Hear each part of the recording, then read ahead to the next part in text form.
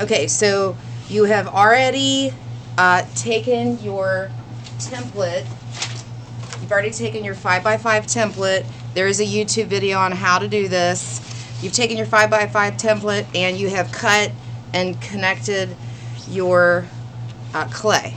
All right, now the next step is, what do you do with this? Okay. All right, so what you're gonna do, I'm gonna flip this over. I wrote my name ginormous on the back. What I do, and it's kind of crazy, but it'll make sense later, I go ahead and I score my joints, because you're going to be putting joiner coils, and this will just help you. Because you know how when you're inside the lidded container and you're trying to score and it's like difficult, this makes it so much easier. So I do that. Then I also score the sides. I know it looks kind of crazy, doesn't it? But it works. It's faster. So I go horizontal, then vertical.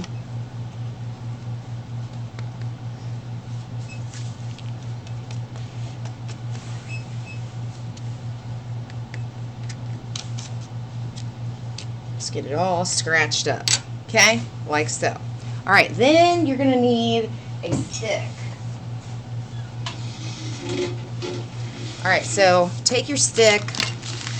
You need your last slab that you'll be putting as your top. All right, so then I take one side and I bend it. You can either put the stick here or on this side, and I kind of just like smack it into place. Okay, now you see how this wall is standing up? That would not be possible if this clay hadn't been prepared ahead of time. All right, so then now we have this other side,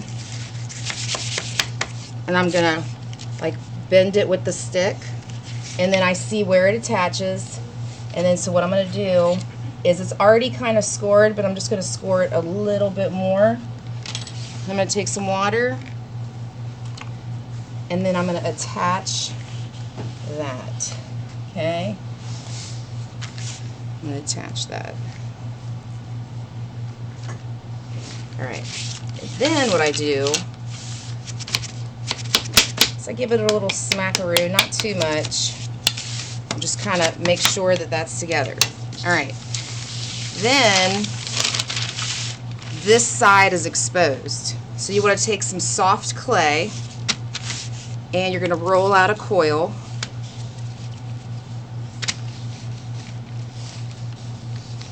And then you're going to score the coil, okay? And then if you look at that, it's already scored inside. And then I just dip my coil in the water, and then I put it down here, and then I take the stick and I brace it on the other side, and I smash that coil, and by using the stick, it keeps the shape of my wall up. And really smooth that out. I even take a sponge to smooth it out. Okay, then take another coil and I move my stick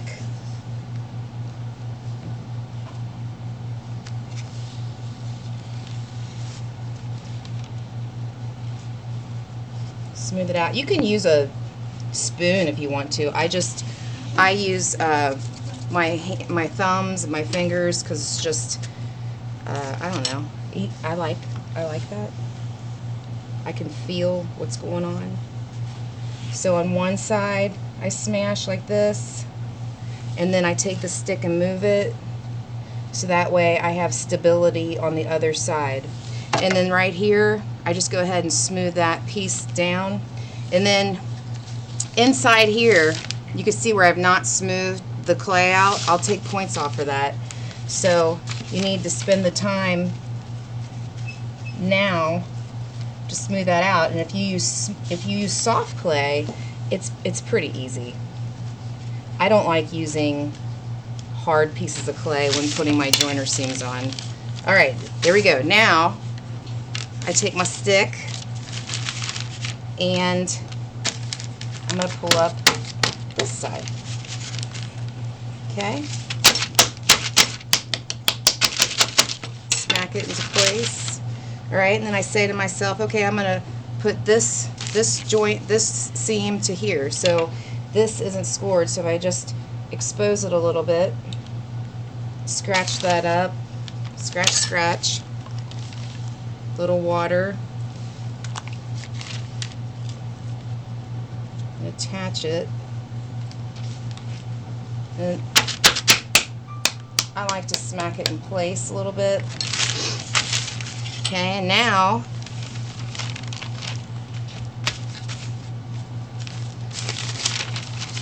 you want to take your clay joint, score, attach. You can use your hand on one side, but it's much better to use a stick, because the stick, your hand is organic and moves, and the stick will give you stability and keep your shape geometric.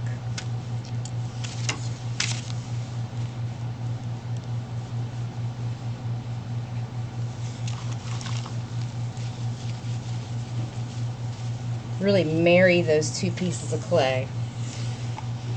Then side, move my stick around.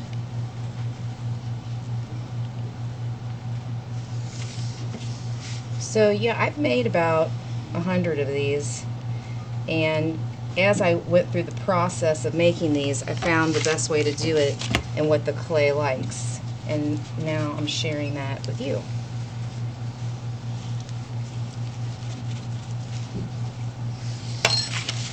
Which makes me very happy. Alright, so now I have the inside joiner seams. Oh, I forgot one. Uh-oh. Uh-oh. Uh-oh.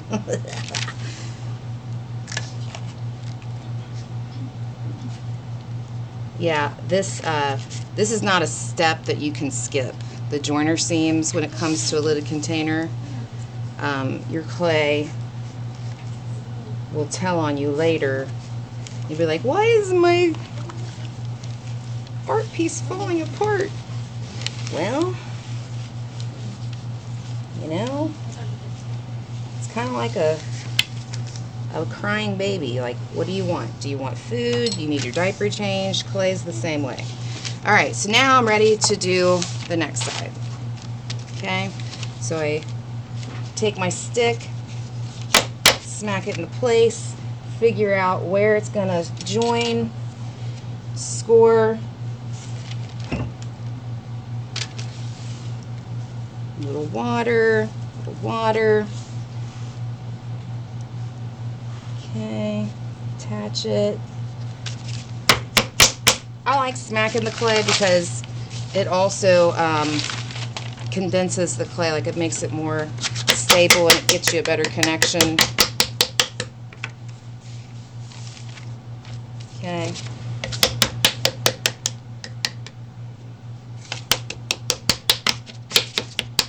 Okay, now, not so fun part is getting to those seams that, now that the box is created, you got to do this with you know, now you don't have as much room to work. So if you put your coils in there and don't smooth them out, it's really not going to do anything for your box. You know, like, the only person you're fooling is yourself, thinking that it's going to stay together. Now you say it might stay together, but it's doubtful. And so what I mean by that is if you keep your coils like that, you see that, like that, that's like a no-go. Okay, so take the time to smooth it out. I take my stick on either side, because if you don't have your stick here to brace it, the wall is going to cave in. Okay, and then some people, they just like to push the seams and then not smooth out the coils, and that's poor craftsmanship and it's just sloppy. So take yourself through the whole process of smoothing it out. Does it take some time? Yeah. Is it worth it? Yeah. Does your grade depend on it? Yeah. So on that formative assessment rubric that you have, smoothing out your coils is one of the things that I'm looking for. And I gave that to you so that way there's no guessing game, like, you know, how do I get an A? Okay, well, spelled it out for you. Okay, could that be a little bit better? Yeah, I mean, I could spend hours on this, but all right, now you have a box. See that seam there? Okay, then this is the bottom.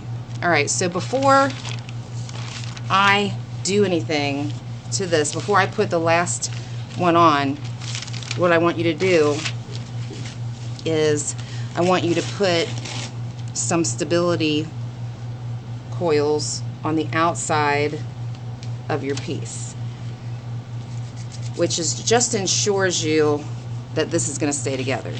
So what you'll do is you roll out a coil. These coils on the outside are a little bit different. So you want to smash them down. Okay? So you take a coil, smash it down, then you're going to score it, dip it in some water, put it on the outside. I smash it down so that way I don't have to smooth it as much. Then you're going to take a rib, and if your rib is dirty, just clean it off. I'm going to use this old credit card, whatever this is. And I'm going to smooth it. You can also press up on your side if you want it super smooth to get those cracks buttered out. And then as you scrape away, you might want to take your knife and scrape off some of that extra clay. Otherwise, you're just spreading the clay around.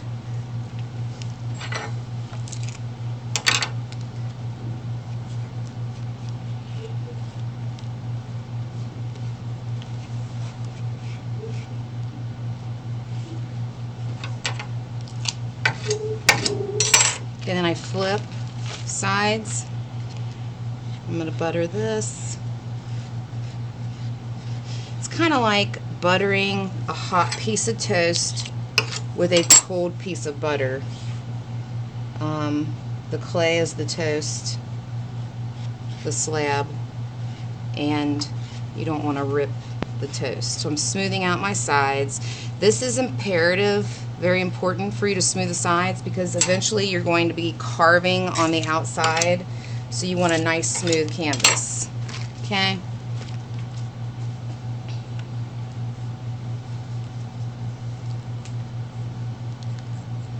Hey, Destiny, can you turn the air, like a little, make it a little bit cooler? Alright, so take a coil, and if you have a rolling pin, you can even take a rolling pin and just smash your coil. Scratch, dip,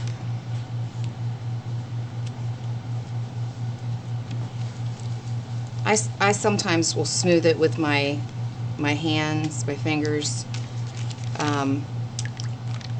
Just makes the smoothing of the rib a little bit faster later on. So as you can see, I mean, it looks, you're probably thinking like, what are you doing? That looks terrible.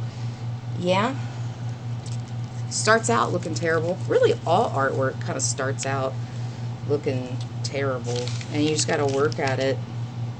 And it's just like working out. You know, you don't start out with a six-pack. You got to work up to that. I mean, maybe some people are just naturally blessed, but most things you have to work at. All right, so I have those on there, and now the first time that I did this, did I go this fast? Absolutely not. Am I going kind of fast so that way I give you more time to work? Yeah. Do I want to show you the entire process? Yes.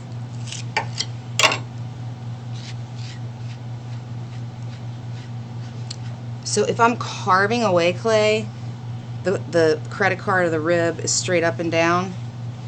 And if I want to just smooth it and not take away clay, I use the rib at a side angle, like you're bending this.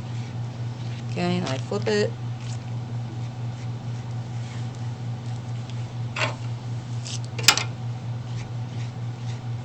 And the goal is to make it look like as if you didn't put any joiner seams on the outside at all. And you notice those joiner seams were not, it wasn't a lot of clay. Maya.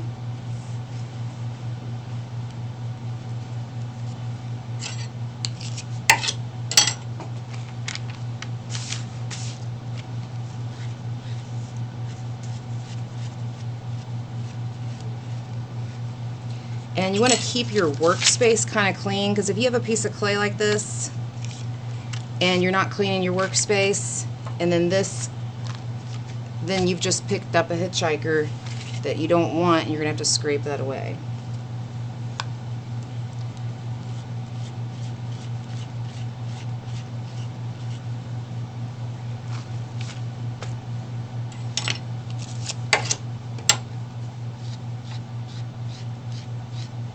So if you can see the seam, that's not good. You need to marry those two pieces of clay, because what will happen is your clay, as it dries, will take that seam and your piece will crack. Okay, then I'm going to flip it, and I'm going to do a little cleanup here. And then you see I have creases at the top. Like, how am I supposed to smooth that without this caving in? Okay, I'm glad you asked. I put my hand in it that puffs it out, and then I can get to those seams. But you got to be careful, because you can't do this too much or you'll pop your bottom out. All right. That is how you put it together, and I'm going to do a second demo on how to put the top on. Any questions?